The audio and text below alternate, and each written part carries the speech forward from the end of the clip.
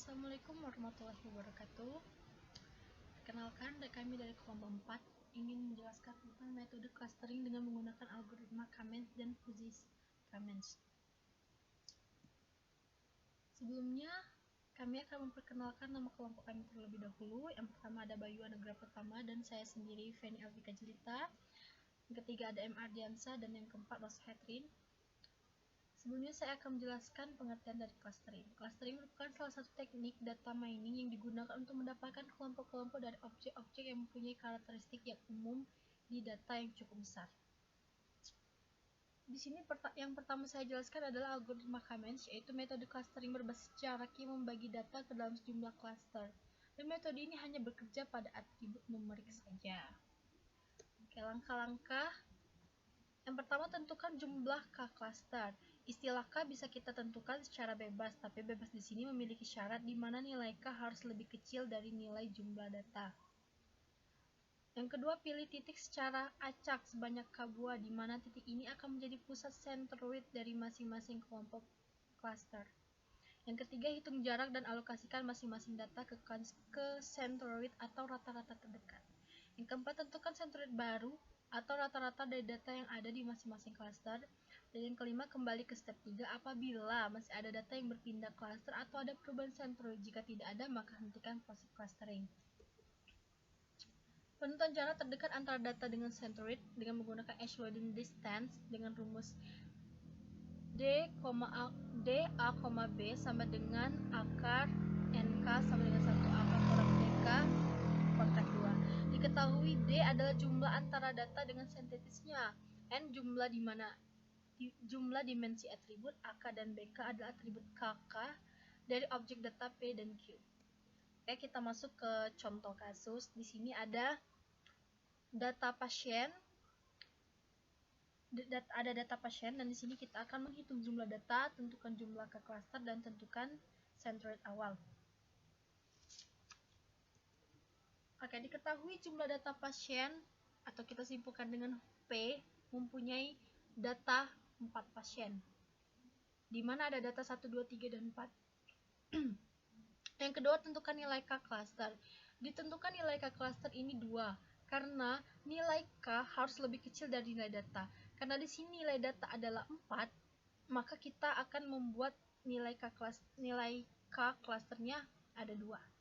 Ini sebenarnya boleh kita menentukan nilainya apa saja, yang penting harus lebih kecil dari nilai data. Yang kemudian centroid cluster 1 ada 1 dan 1 di atribut A dan B, kemudian centroid cluster 2 ada 2 dan 1. Kemudian hitung jarak data centroid. Yang pertama kita akan menghitung jarak data dengan centroid 1. Di sini ada rumus data pasien 1, centroid 1 sama dengan akar pasien 1A dikurang centroid 1A pangkat 2 ditambah pasien 1B dikurang centroid 1B pangkat 2. Data pasien 1, centroid 1, pasien 1A di sini bernilai 1, maka kita masukkan 1, dikurang centroid 1A di sini nilainya juga 1, maka kita masukkan 1 pangkat 2, ditambah pasien 1B nilainya juga 1, dikurang centroid 1B nilainya juga 1, maka di sini kita buat 1 kurang 1 pangkat 2 hasilnya 0.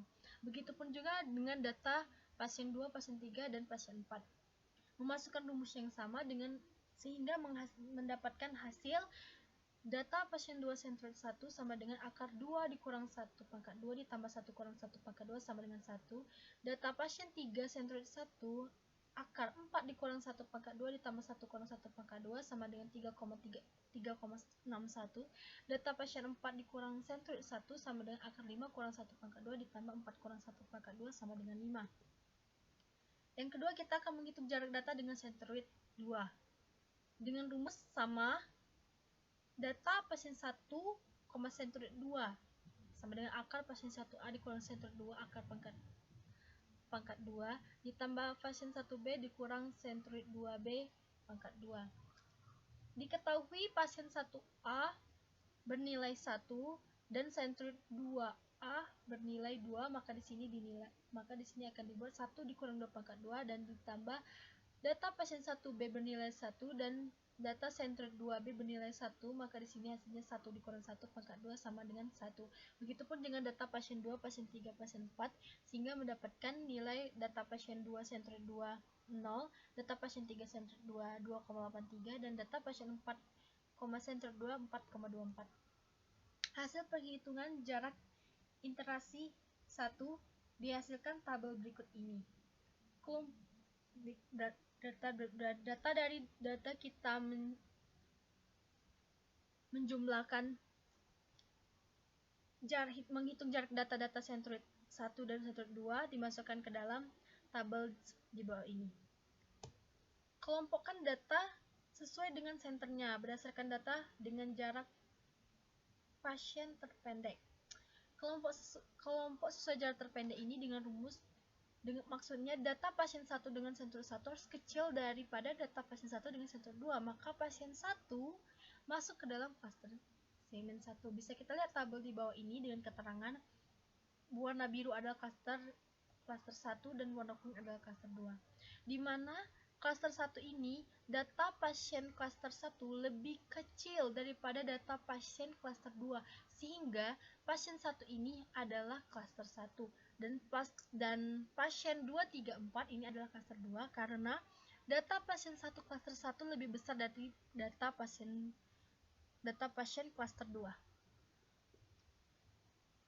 Oke, kita lanjut dengan tahap selanjutnya, dengan langkah-langkah selanjutnya itu dengan menghitung rata-rata dari data pada tiap klaster. Pada klaster 1, data pasien terdapat 1 data. Maka nilai rata-rata pada klaster 1 adalah rata-rata pasien 1A dengan rata-rata 1. Rata-rata pasien 1B dengan rata-rata 1. Pada klaster 2 terdapat 3 data pasien, 2, 3, 4. Maka nilai rata-rata pada klaster 2 adalah rata-rata pasien 2A ditambah pasien 3A ditambah pasien 4A. Rata-ratanya adalah dengan rata-rata 2 ditambah 3 ditambah 5 karena ada 3 data pada pada pasien 2, 3, 4 mempunyai 3 data, sehingga 2 ditambah 3 ditambah 4 2 ditambah 3 ditambah 5 dibagi 3 sehingga hasilnya 3,67. Begitu juga dengan rata-rata pasien 2B ditambah pasien 3B ditambah pasien 4B dengan hasil 1 ditambah 3 ditambah 4 dibagi 3 hasilnya 2,67. Oke, kita lanjut dari hasil perhitungan centroid baru. Maka didapatkan hasil centroid 1 dengan atribut A 1,1 dan centroid pada klaster 2 dengan 3,67 dan 2,67. Di sini kita akan mengulangi langkah-langkah menghitung data dengan centroid karena perubahan yang terjadi adalah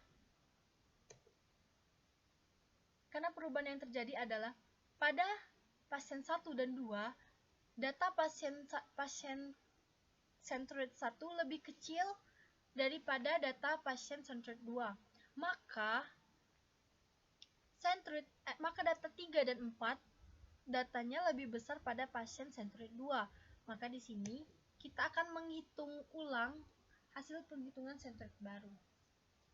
Dengan hasil centroid 1 1,5 dan 1 dan centroid 2 4,5, 3,5. Nah, di sini kita akan mengecek apakah centroid pada iterasi 2 sama dengan centroid pada iterasi 1. Tidak ada perubahan. Jika tetap sama, maka hentikan perhitungan. Jika berbeda, ulangi langkah-langkah seperti pada iterasi kedua. Hasil perhitungan jarak iterasi ketiga. Dengan dapat tabel di bawah ini, kelompokkan lagi dengan sesuai jarak yang terpendek. Nah, di sini tidak ada perubahan. Pasien 1 dan pasien 2 tetap menjadi klaster 1, pasien 3 dan pasien 4 tetap menjadi klaster 2. Sama dengan iterasi yang kedua tadi, sehingga hasil perhitungan centroid baru, centroid pada klaster 1 1,5,1 dan centroid pada klaster 2 4,5 dan 3,5.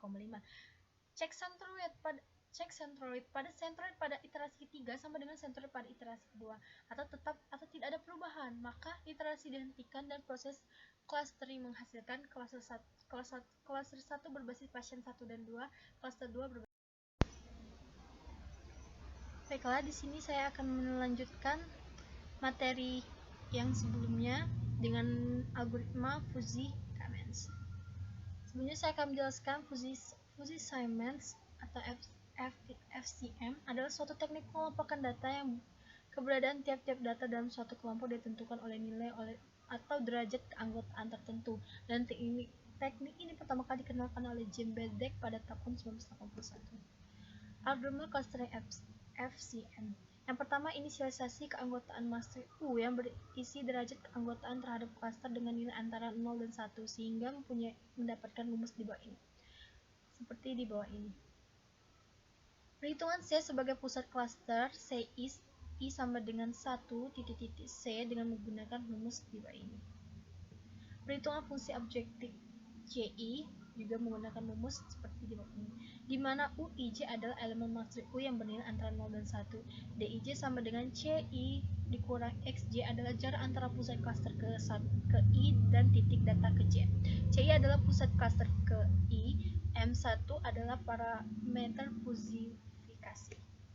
Kemudian kondisi berhenti dicek. Jika JT dikurang JT kurang 1 lebih kecil nilai toleransi terkecil yang diharapkan atau T lebih besar maksimal iterasi, maka proses berhenti. Jika tidak, T sama dengan T ditambah 1 mengulangi langkah ketiga. Perhitungan matriks U baru menggunakan formula berikut. Penerapan algoritma Fuzzy-Siemens. Berikut contoh penerapan perhitungan Fuzzy-Siemens pada kasus kunjungan wisata yang digunakan sebagai sampel perhitungan pada bulan Januari.